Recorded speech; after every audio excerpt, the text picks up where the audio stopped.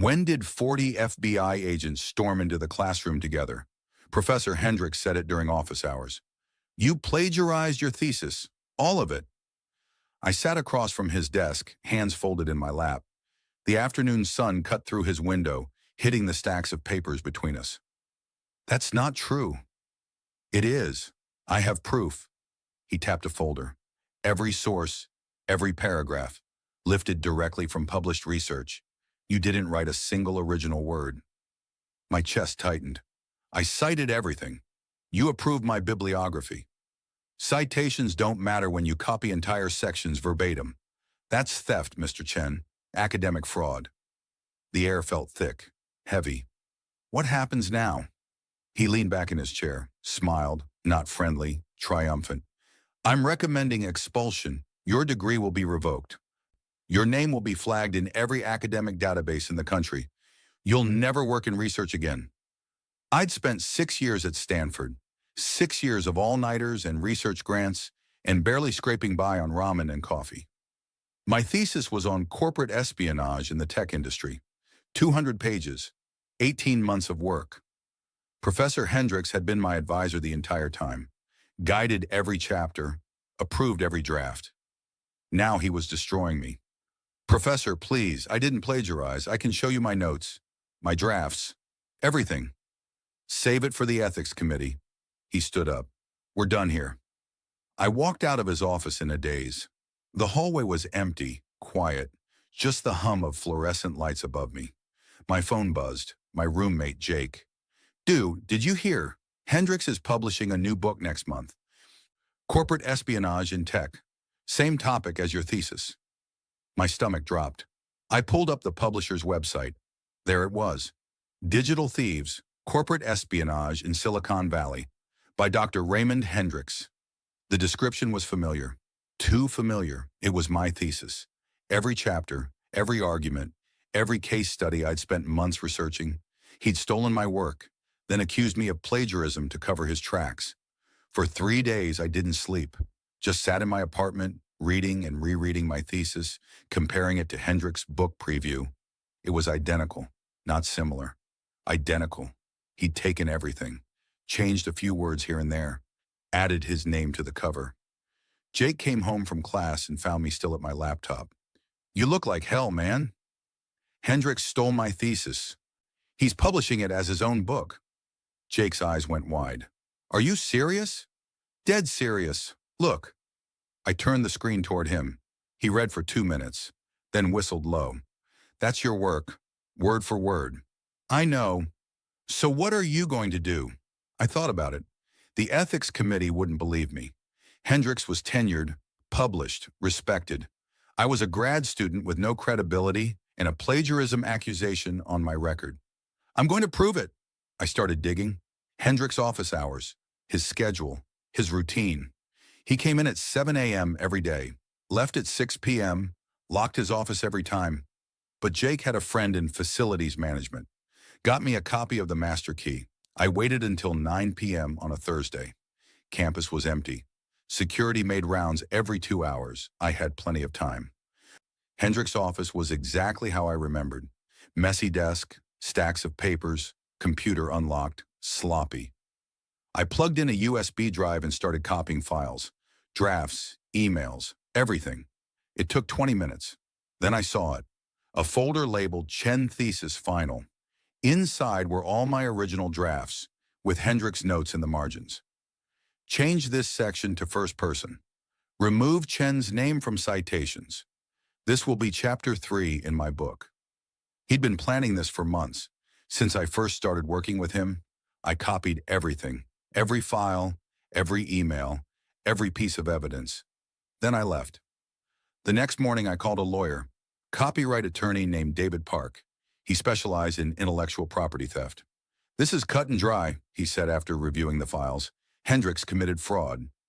But proving it in court will take months, maybe years. I don't have months. The ethics committee hearing is in 2 weeks. Then we need leverage, something that forces Hendricks to back down immediately. Like what? Park thought for a moment. Does Hendricks have any federal contracts, research grants from government agencies? Yeah, NSA funding. He's done cybersecurity research for them for years. Park smiled. Then we go federal. If Hendricks committed fraud while receiving federal funds, that's wire fraud. That brings in the FBI. I filed a complaint with the FBI's white-collar crime division. Included every piece of evidence, every email, every file. They took it seriously. Special Agent Morrison called me 3 days later. Mr. Chen, we've reviewed your complaint. We're opening an investigation into Professor Hendricks. Are you willing to cooperate? Absolutely. Good. We'll need you to testify, and we'll need access to the university's servers to verify the timeline of the theft. Whatever you need. One more thing. We'll be executing a search warrant soon. It's going to be public. Are you prepared for that? I thought about Hendricks, about his smug smile when he accused me of plagiarism. I'm ready. The Ethics Committee hearing was scheduled for Tuesday at 2 p.m. I showed up early, sat in the waiting area outside the conference room. Hendricks arrived at 1:55 p.m., saw me and smirked. Still planning to fight this, Chen? Just accept responsibility and move on. We'll see. At 2 p.m., we were called inside. The committee was already seated, 5 professors, Dean Martinez at the head of the table. Mr. Chen, you're here to respond to allegations of academic plagiarism. Professor Hendricks has provided evidence that your thesis contains extensive plagiarized material. How do you respond? I opened my laptop. I respond by showing you this. I pulled up the files, Hendricks' drafts, his emails, the folder labeled Chen Thesis Final. Professor Hendricks didn't just accuse me of plagiarism, he stole my work. He's publishing it as his own book next month. The room went silent. Hendricks stood up. This is absurd. Those files are fabricated. They're not fabricated. They came from your office computer, along with emails showing you planned this theft for over a year. Dean Martinez was reading the emails on the screen. His face went pale. Professor Hendricks, is this true? Of course not. Chen is lying. He broke into my office. The conference room door opened.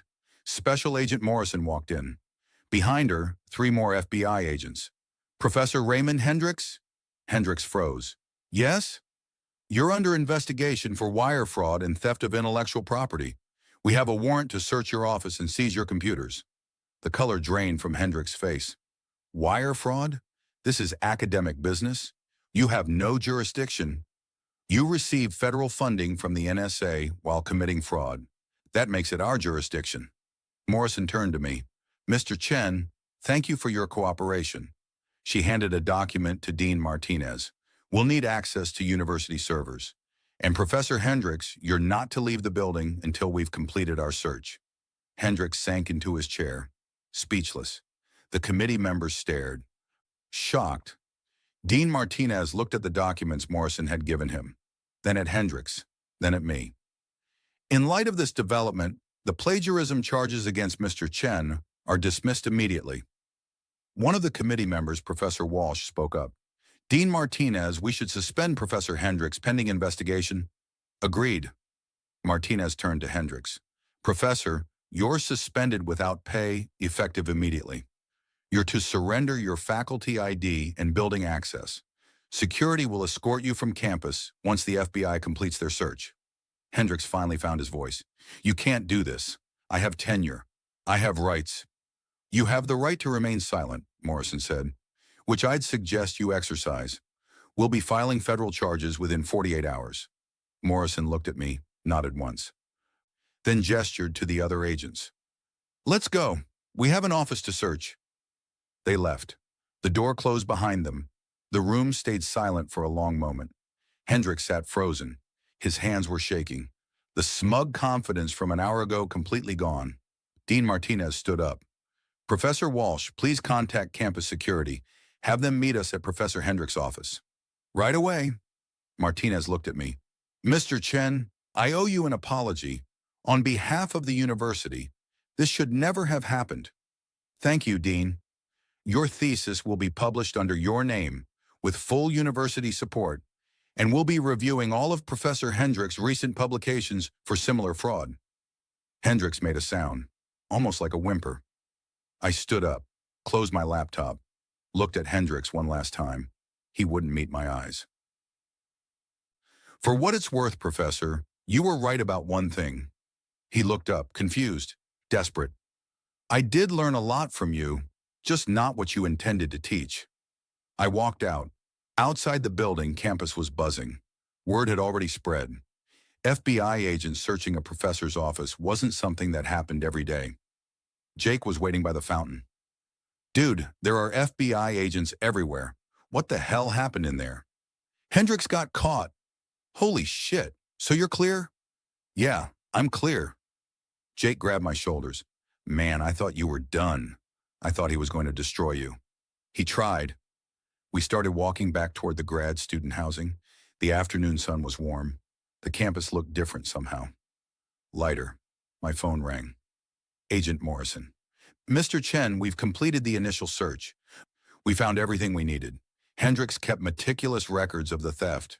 Every file, every edit, every piece of your work he planned to steal. Will that be enough for charges? More than enough. Wire fraud, theft of government-funded research, conspiracy. He's looking at 10 years minimum in federal prison. 10 years for stealing my work and trying to destroy my career? What about his book? The publisher's been notified. Publication is canceled. All advanced copies are being destroyed. Your work will be credited properly. And the university? They're cooperating fully. They've already started reviewing Hendricks' entire publication history. Looks like you weren't his first victim. Just the first one who fought back. My stomach turned. There were others? At least 3 other grad students over the past decade. Similar pattern. He'd steal their work, accuse them of plagiarism, then publish it himself after they left in disgrace. Jesus. Yeah, but you stopped him. And because of your evidence, we can help those other students now. Clear their names, restore their work. I hadn't thought about that this was bigger than just me. Thank you, Agent Morrison. No, thank you. Most people in your position would have given up, would have accepted the accusations and moved on. You didn't. I couldn't. It was my work. It was. And now everyone will know that. She hung up. Jake and I walked in silence for a while. So what now? He asked. Now I finish my degree, publish my thesis, move on. Just like that. Just like that. But it wasn't just like that. Not really, because Hendricks had tried to take everything from me, my work, my career, my future, and instead, he lost everything himself, his job, his reputation, his freedom, all because he got greedy, because he thought a grad student wouldn't fight back, wouldn't have the resources or the courage to expose him. He thought wrong. 3 months later, I was in the university bookstore. They just put out the new academic publications, textbooks, research papers, theses, and there on the shelf was mine. Digital Thieves, Corporate Espionage in Silicon Valley by James Chen. I picked it up, held it. The weight of it felt good, real. Everything I'd worked for, everything I'd fought for, mine. A student walked past, saw the book in my hands. Oh man, that's required reading for Cybersec 301. Professor said it's the best thing written on corporate espionage in years. I smiled. Yeah? Yeah. The guy who wrote it is a grad student here. Heard he had some crazy drama with his advisor trying to steal it or something. Something like that. The student grabbed a copy. Wild stuff. Can't believe a professor would do that. He walked away. I put my copy back on the shelf. Took a photo. Sent it to Jake with the caption, "We made it." He responded immediately. Damn right we did. Drinks tonight? Yeah, drinks tonight. I left the bookstore and walked across campus, past Hendricks' old office. There was a new name on the door now, Professor Sarah Kim. She'd reached out last week, wanted to collaborate on research. No theft, no games, just honest work. That's all I'd ever wanted. My phone buzzed. Agent Morrison again. Mr. Chen, wanted to give you an update. Hendricks took a plea deal this morning. 5 years in federal prison. Complete forfeiture of all academic credentials. Permanent ban from any educational institution. 5 years? His lawyer argued for leniency, said Hendricks showed remorse. The judge wasn't impressed. Good. There's more. The 3 other students he victimized, They're all getting settlements from the university, and their work is being republished under their names. One of them is getting her PhD reinstated. My throat felt tight. That's really good. It is. And it's because of you. Because you didn't give up. I just wanted my work back. You got that, and you got justice. For yourself and for others. We hung up. I stood there for a moment, on the quad. Students walking past, professors heading to classes, the normal rhythm of campus life, except nothing felt normal anymore. It felt better. Because I'd faced someone who tried to destroy me, someone with power and status and reputation, and I'd won. Not because I was smarter or stronger, but because I was right, and I had proof, and I refused to let him get away with it. The FBI didn't storm in with 40 agents like some movie, just 4, but it was enough, more than enough, to watch Hendricks realize he'd been caught, to watch his face go white, to watch everything he'd built collapse in real time. That moment, that single moment when the door opened and Agent Morrison walked in, that was worth everything, worth the sleepless nights, the fear, the uncertainty, worth all of it. Because in that moment, Hendricks knew. He knew he'd lost, and I'd won. That's all I needed.